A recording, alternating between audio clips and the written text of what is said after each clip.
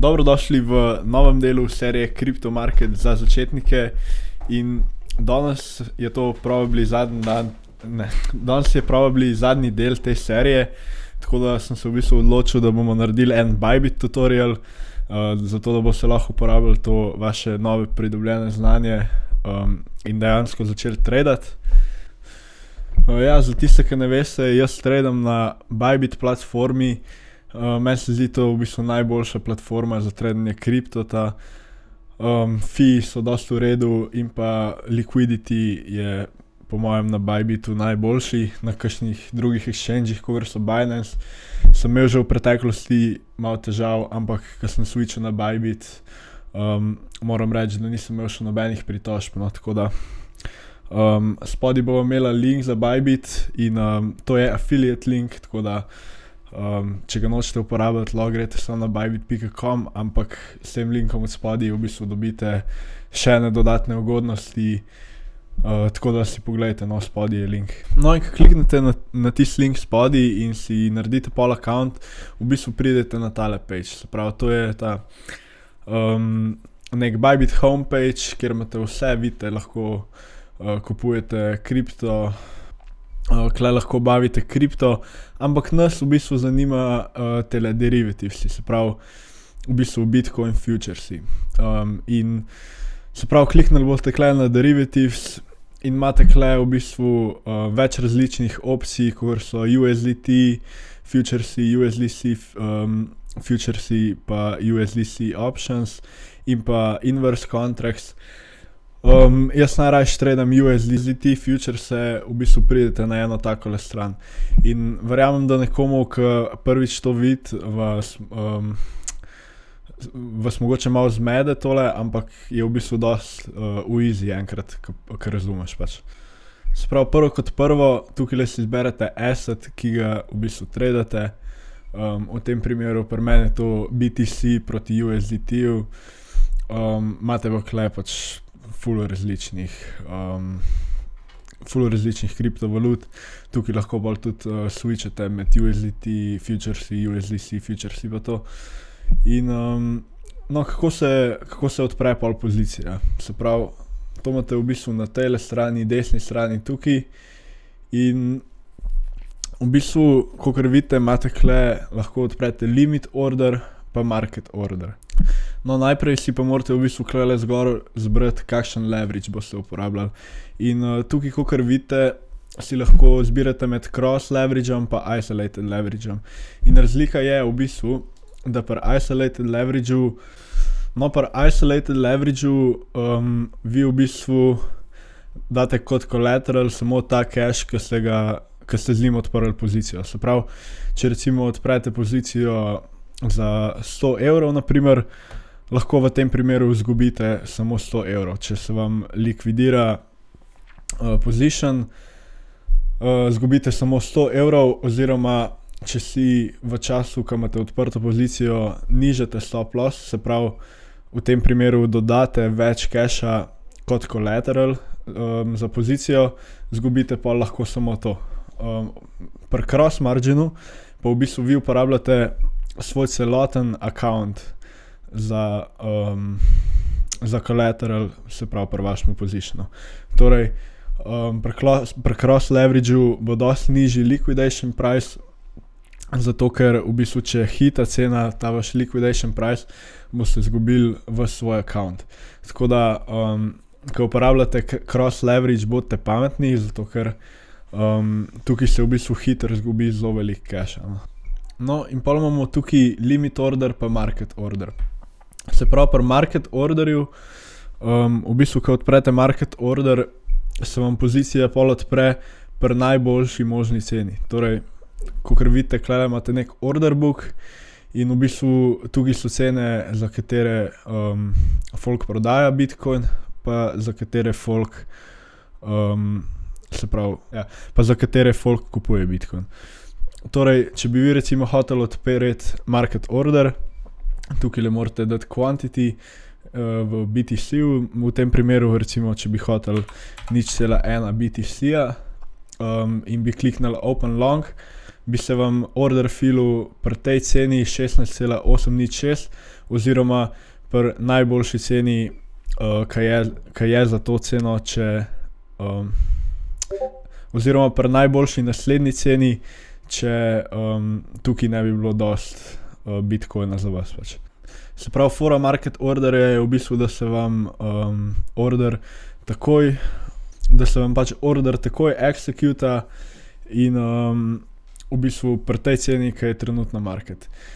Se pravi, tako da to je včasih tudi slabo, recimo če je full volatile price, če se price full premika iz, ne vem, sekunde v sekundo, bo se recimo lahko se vam bo lahko recimo order executal za dosti drugačno ceno, kakor v tistem trenutku, ko ste vi v bistvu odprli order. Pri limit priceu pa recimo se vam to ne bo zgodilo. No in pri market ordersih so v bistvu tudi malo večji fee. Se pravi, kar bi vam jaz predlagal oziroma kar jaz delam, je, da uporabljam večinoma limit orderse. No in kar je pa pri limit ordersih fora, da v bistvu vi tukaj napišete nek price, pri katerem hočete, da se vam executa order. Se pravi, ne vem, v tem primeru trenutno je Bitcoin 16,808, bi dal, ne vem, 16,800, 0,1 BTC-ja, če bi tukaj dal long, bi se mi v bistvu position odprl, ko bi Bitcoin hitil 16,800. Se pravi, meni se zdijo v bistvu limit fee malo boljši, zato ker ste pač na ta način sigurni, da se bo vaš order executal pri tisti ceni, ki pač vi hočete. Tudi manjši fee so pri limit orderih.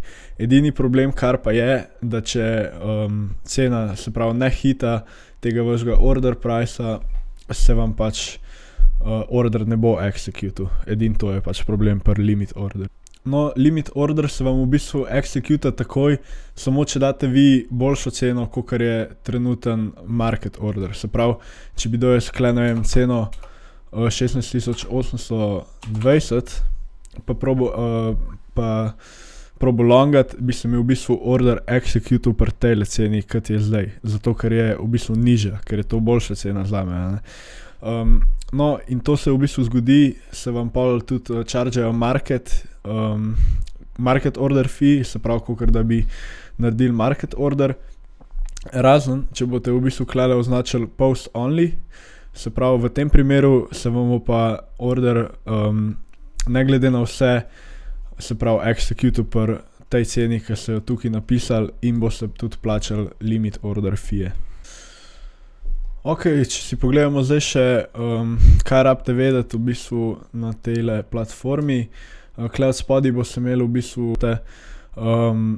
tukaj pač vas closed profit and loss za prejšnje trade, ki ste jih delali, aktivne trade oziroma orderje, ki jih imate odprte.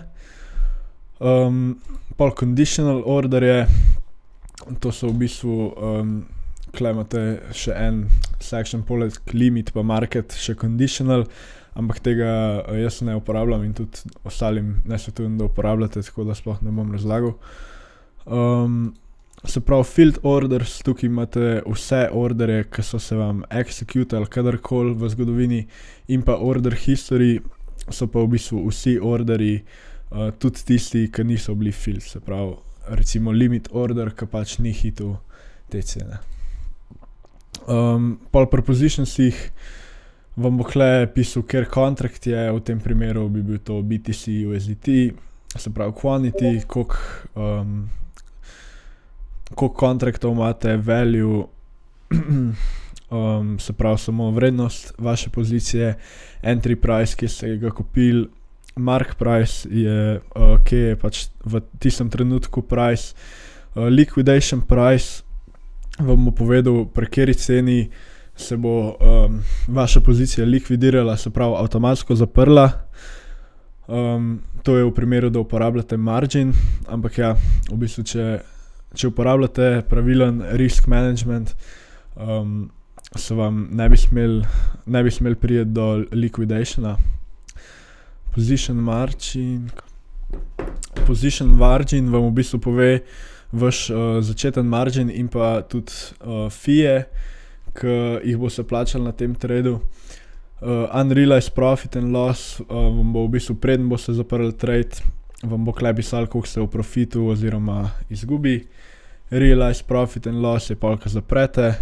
Lahko si pol tudi tukaj nastavite take profit oziroma stop loss ali pa tudi trailing loss. Pa tukaj boste lahko pol closali ta vaš position.